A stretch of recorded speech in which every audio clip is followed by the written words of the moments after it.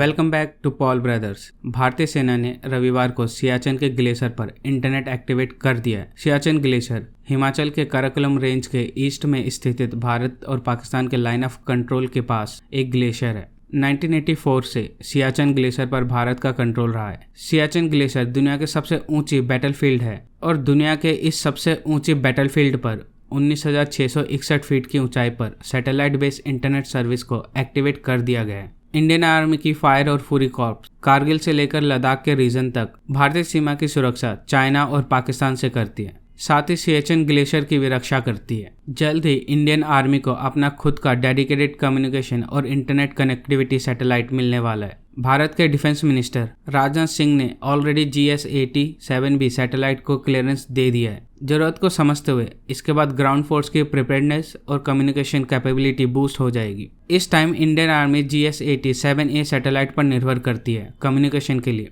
जो कि एक डेडिकेटेड कम्युनिकेशन सैटेलाइट है इंडियन एयरफोर्स का। इसके अलावा इसरो के अदर सैटेलाइट का भी इस्तेमाल किया जाता है इंडियन आर्मी के कम्युनिकेशन रिक्वायरमेंट को फुलफिल करने के लिए। पर GS-80-7B सैटेलाइट के एक्टिव होने के बाद इंडियन आर्मी के पास खुद का डेडिकेटेड सैटेलाइट होगा, जो हेल्प करेगा बॉर्डर को और ज़्यादा सिक्योर रखने में।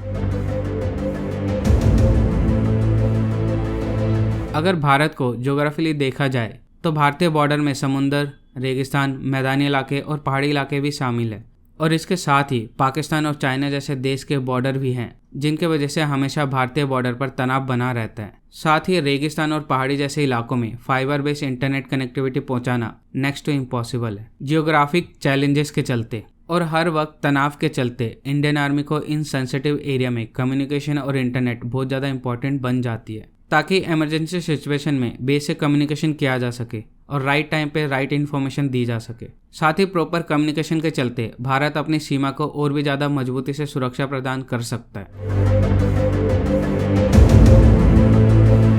भारत ब्रॉडबैंड नेटवर्क लिमिटेड यानी BSNL, जो कि भारतीय सरकार का उपक्रम है। BSNL ही इंडियन आर्मी को सियाचिन पर नेट कनेक्टिविटी प्रोवाइड कर रहा है। इसके अलावा कुछ प्राइवेट कंपनीज भी इंडियन आर्मी को कुछ सेंसिटिव एरिया जैसे ईस्टर्न लद्दाख में satellite based internet service provide करती है। ह्यूज कम्युनिकेशन इंडिया ने इसरो से टाइप किया हुआ है, ताकि इंडियन स्पेस एजेंसी के GS-80-11 और GS-18-29 सैटेलाइट को यूज कर सके to provide satellite based internet connectivity. साथ ही कंपनी ने भारत के पहले commercial high throughput satellite launch करने का भी अनाउंसमेंट किया है, जिसके बाद इंडियन आर्मी को चाइना बॉर्डर पर भी सैटेलाइट बेस्ड कम्युनिकेशन प्रोवाइड किया जा सकता है, इवन गलवान जैसे रीजन में भी। भारत ब्रॉडबैंड नेटवर्क लिमिटेड वही कंपनी है जिसने भारत नेट प्रोजेक्ट को शुरू किया है। BSNL का पर्पस 7,000 से अधिक ग्राम पंचायत और अदर रिमोट एरिया में satellite based internet service provide करना है, जहां fibre based internet connectivity provide करना पॉसिबल नहीं है।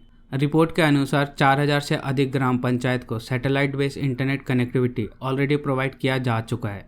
इन सभी 7,000 ग्राम पंचायत को 4 सैटेलाइट गेटवे, जिनमें से 2 हाई थ्रूपुट सैटेलाइट होंगे, इसके द्वारा इंटरनेट सर्विस प्रोवाइड की जाएगी।